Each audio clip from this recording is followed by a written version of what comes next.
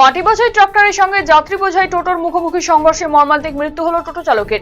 এছাড়া আহত হয়েছে টোটোর 4 জন যাত্রী। মঙ্গলবার এই ঘটনাকে কেন্দ্র করে ব্যাপক উত্তেজনা তৈরি হয় মালদা রৌতোয়া থানার বাহারাল শিবরামপুর এলাকায়। গোটা ঘটনা খতিয়ে দেখে তদন্ত শুরু হয়েছে বলে জানা গিয়েছে পুলিশ সূত্রে।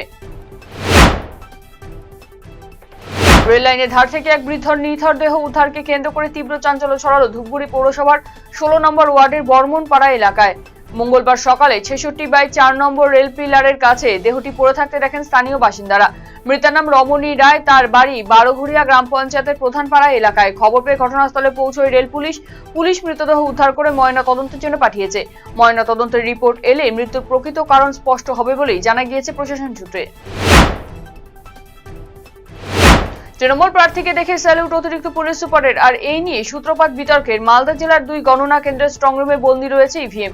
সোমবার সন্ধ্যায় মালদা কলেজে বাকি রাজনৈতিক দলের প্রার্থীদের সঙ্গে আসেন চাঁচল বিধানসভা কেন্দ্রে তৃণমূল কংগ্রেস প্রার্থী তথা প্রাক্তন আইপিএস প্রসূন বন্দ্যোপাধ্যায়।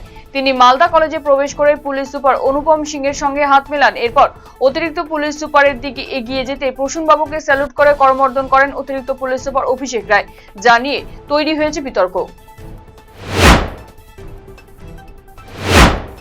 পুরাতন মালদা ব্লকের মহিষবাথানি পঞ্চায়েতের বোর্ড নিজেদের দখলে আনলো তৃণমূল কংগ্রেস।